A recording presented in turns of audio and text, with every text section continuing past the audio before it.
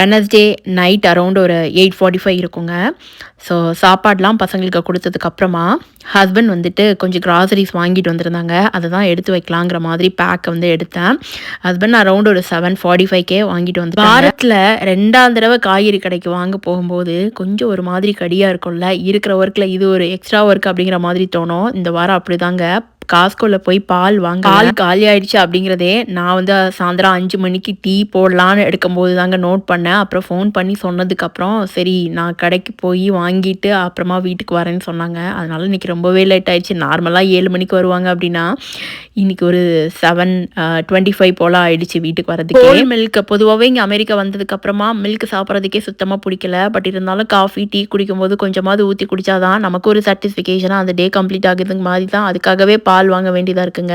ஆச்சப்பழம்லாம் பார்த்தீங்கன்னா, இந்த மாதிரி சீட்லெஸ்ஸா தாங்க இங்க கிடைக்கும். ராகி ரொட்டி மாரி போடலான்னு முருங்கைக்கீரை 2 பேக் எடுத்துட்டு வர சொல்லியிருந்தேங்க.